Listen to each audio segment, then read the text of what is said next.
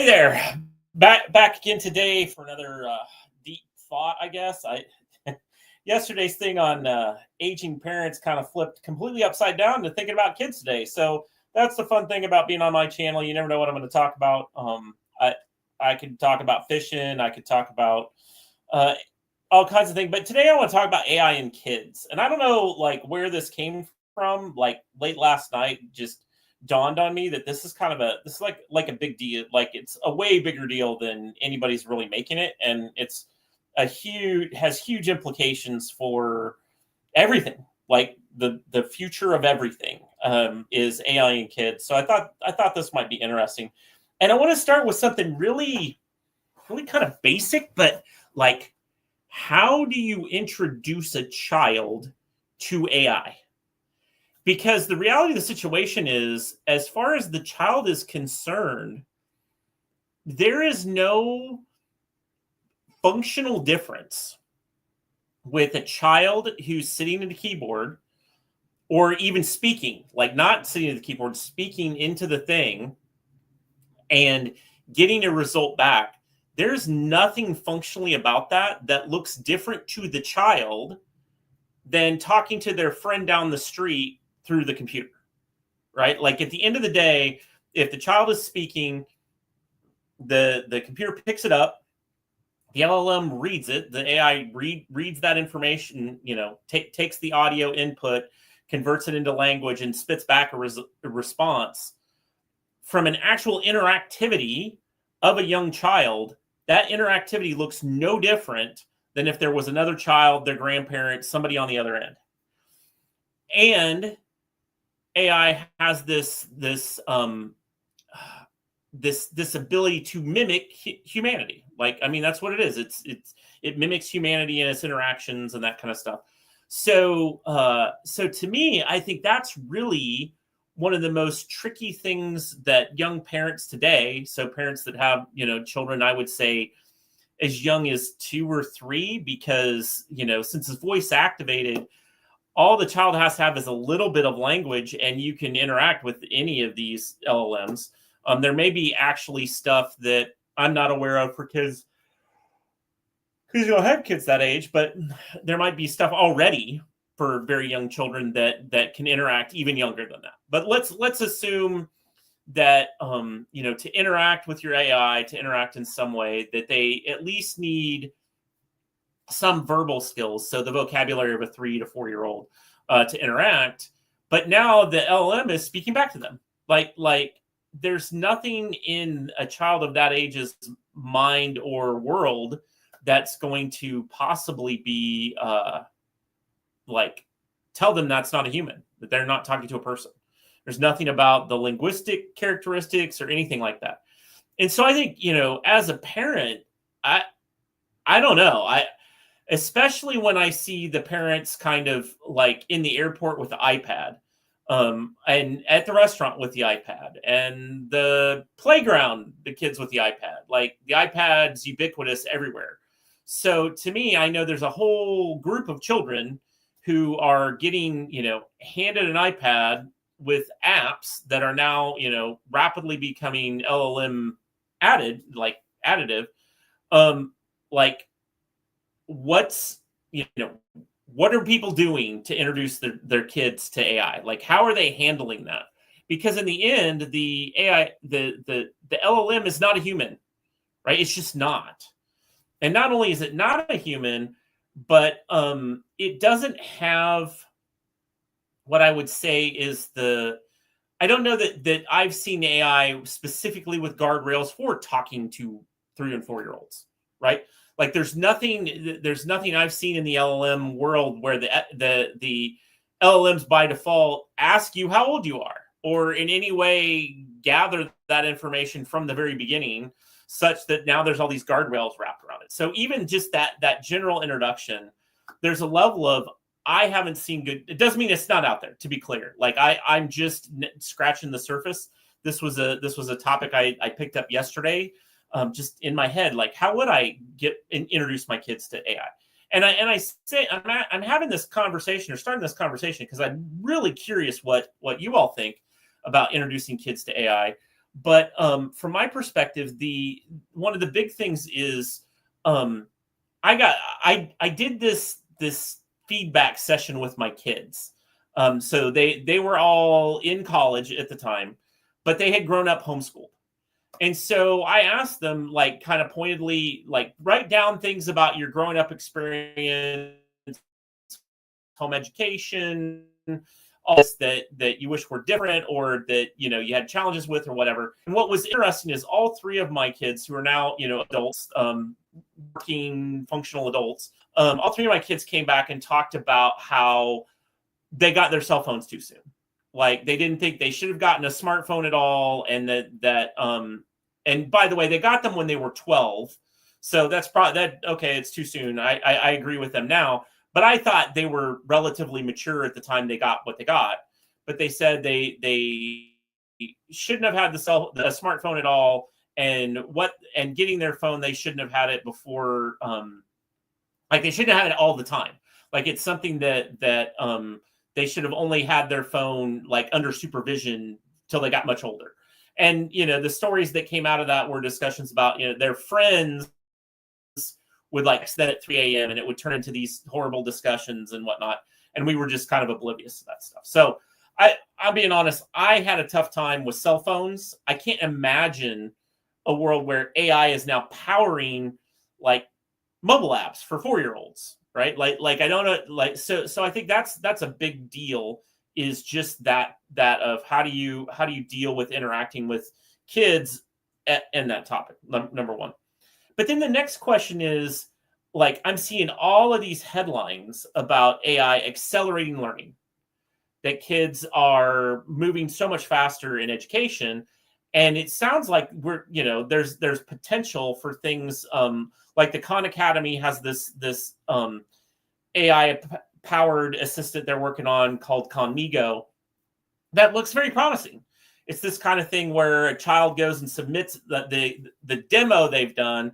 Child shows this puts in their answer to a problem, and kind of shows their work as they're putting the problem in.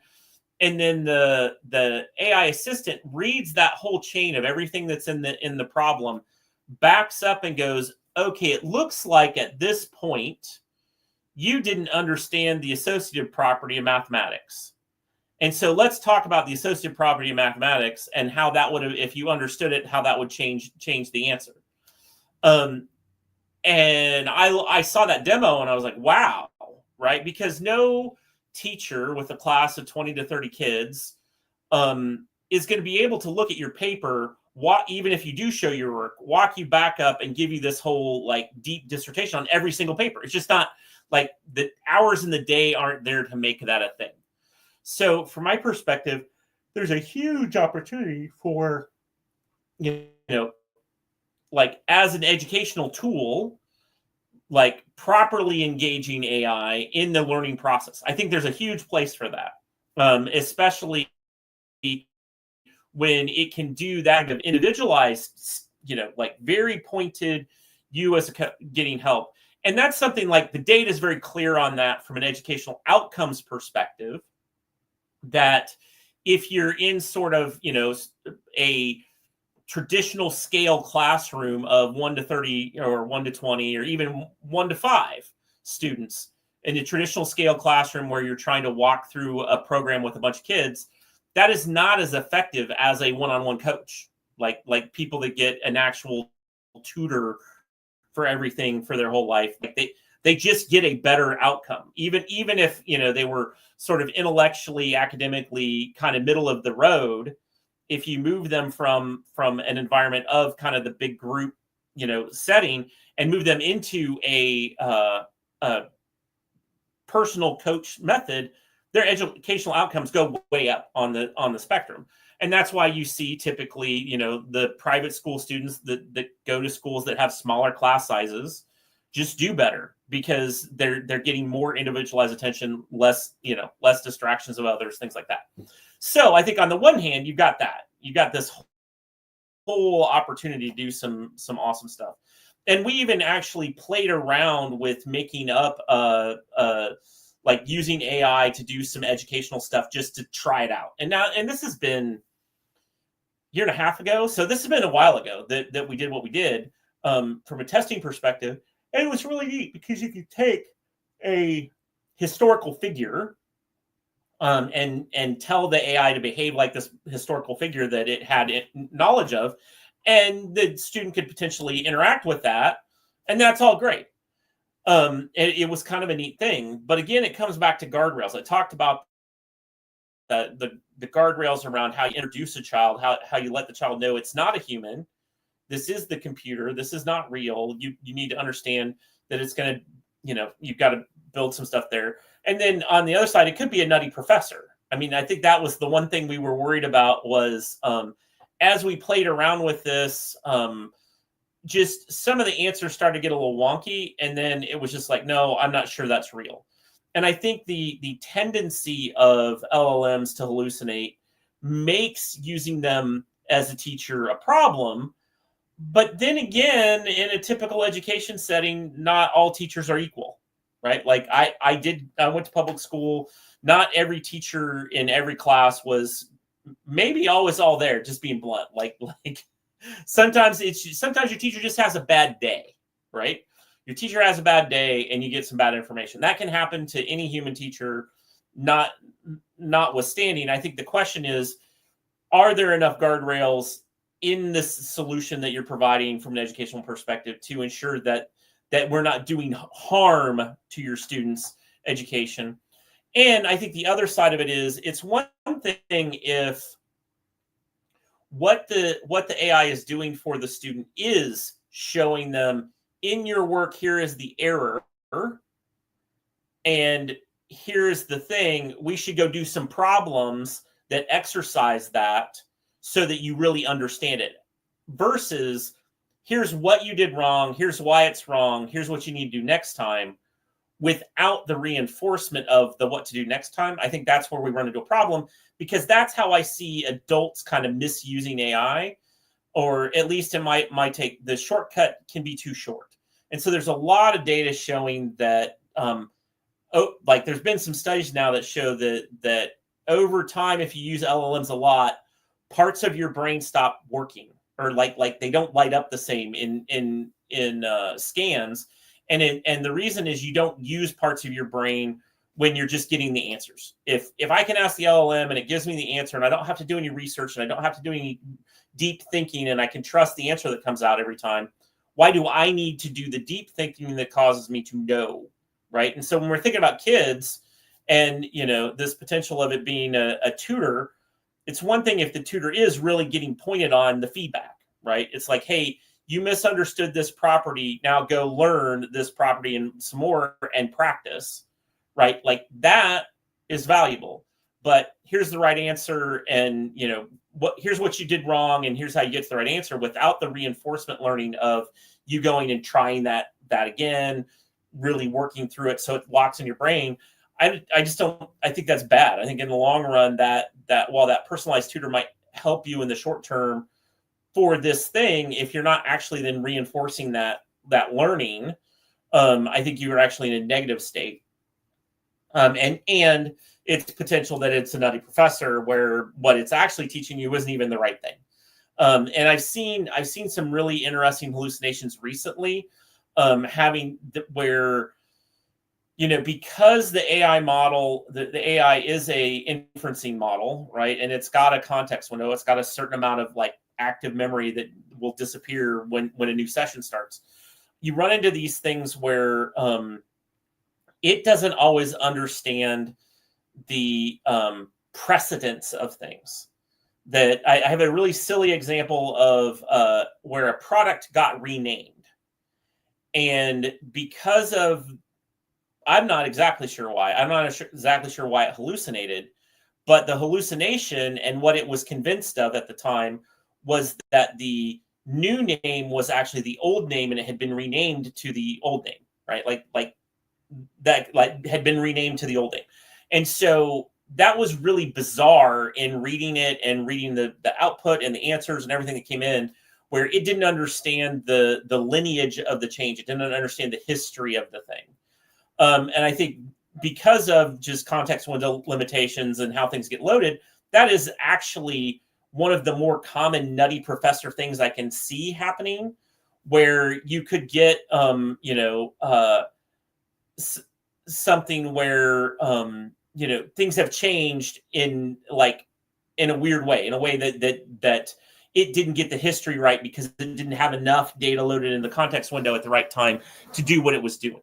And so I think that's one of the things we got to watch out for is sort of nutty professor activities when we introduce that along the way. And then I think the last thing on AI and kids that's top of mind for me is this idea of so we've done this. What is the critical skill that we're able to sort of up level the kids to that they don't have to do before? And I'm going to give you a really kind of simple example, but there was a point in time when if you were trying to do higher end mathematics, you had to learn in school how to use a slide rule. Now, I think one time maybe in junior high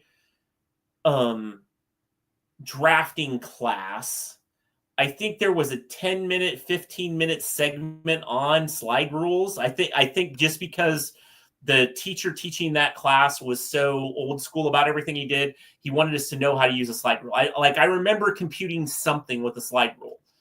But that dates me. Like, I can guarantee you my kids have never probably seen a slide rule except maybe in a picture somewhere, right? Maybe in an old movie. But that was a whole skill in and of itself. Like, there was a period of time where it was important, if you were going to do science or engineering, anything mathematical, that you learned the mechanical aspects of doing a slide rule, right? And then the digital calculator came out, and you didn't have to learn any of that anymore. That wasn't even necessary. And now, for some math, you can just speak it and it'll work. And that, why LLMs aren't good at math, that's a whole nother discussion, and we could talk about that maybe sometime. But just to say, as far as kids and that, kids no longer had to learn how to do math on a slide rule at some point in time. Like, there was a point in history where that was important, and then it quickly moved to, well, I need to understand how a digital calculator works, which is a lot easier than a slide rule, right? Like, it was just easier. It was an easier way to do it. So where I'm coming from on this LLM thing is, with kids and AI, there are skills that get abstracted away, or things they don't have to know how to do, okay, in order to get to a right answer or how to learn things. On the other hand, there are other skills that have to come to the fore, right? There are other skills and things that kids need to figure out. And I haven't exactly decided, like, I don't have a catalog of what those skills and things would be, but I know in my mind, one of the big things that comes to mind is this idea of discernment, right? It's this idea of understanding how to interrogate the information that the LLM produces to make sure that it's not a hallucination, that it's not a lie, right? Like, I've seen entire documents created where the URLs that are in the document aren't real. They aren't pointing to real documents, but the document looks like it's a real legal brief or something like that, right? And that takes discernment, right? So how do you, like, I'm sure one of the skills that we've got to teach our children is a healthy skepticism of technology systems in order to make sure that, in the same way, like, if you are going to humanize the AI, if you're going to give it that human quality, like, there's a level of humans, you don't necessarily trust everything every human says, right? And especially there's some people that you quickly learn that person is prone to misinformation or disinformation. That person is prone to not telling me what I need to know. And so being able to pick that up, I think that's going to be a skill, right? Like, recognizing that what the AI is giving you is possibly a hallucination, or recognizing that more work is needed myself to go along. And I don't know how you teach that skill necessarily. I think that sort of critical thinking is actually an early and important skill to be helping children with, because having discernment about what's coming back, and is that a real thing? Is that really a human? and especially with all of the video that comes out and how realistic everything can look that AI has created, I feel like that discernment is one of those things moving forward that's going to be a key skill. But I'm also curious, what other skills, like what are other things? And prompt engineering is not the answer as the skill you need, because I don't know that that's not really what I'm thinking. I'm thinking more along the lines of what are the new human skills, right? Not how do you ask a better prompt, but how do you better discern what has come in? How do you make, are going to be there that are needed related to agentic behavior, right? They're saying that 2025 is the year of the agent from an AI perspective. So what are those skills that children need to be learning about how to stitch AIs together to do things, right? It seems like discernment's going to be a big thing. Collaboration, right? Like how to get, maybe you've got 5 different AIs you interact with during the day. How do you get them to collaborate to get you to an outcome? That's probably another thing that's going to be a big thing. I don't have the crystal ball on it, and I haven't done enough research yet, but I'm really curious what your thoughts are on what are the skills kind of around working with AI that our kids are going to need, because those skills, the lack of skills that they have, or the lack of learning in that space, is what's going to be the problem. I really feel like if we give kids AI to interact with, knowing the outcome, knowing the purpose, knowing where we're taking it, and having the other skills wrapped around it so they can be successful with working with AI and not sort of just be dumbed down by it, so to speak, because the AI does all the work, so I don't have to do anything. I just hate the idea that AI might be creating the world of idiocracy, right? Where everything's just done for us and we don't know how anything works. And I think the big thing for me that puts the point in that is, I saw an article on LinkedIn yesterday about some company that had like 475 interviews for candidates. And they said, hey, candidates, it's perfectly acceptable if you use AI while you're doing this test, the test and interview. We're fine with that. It's totally fine. But out of 475 candidates, when it came down to asking them questions about how their code worked, so they were able to make things that were functional, but how the code worked, the candidates couldn't answer the question. They didn't understand how what they built worked. Now, to be clear, there's a level of, that is an expectation we have for code, right? We do have an expectation that because historically people have written the code, that we know exactly how it works.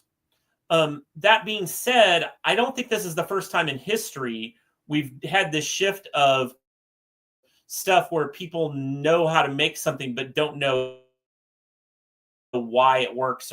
Like building an airframe for an aircraft where the person doing the building doesn't know why that shape of wing, that specific shape of wing is optimal for flying.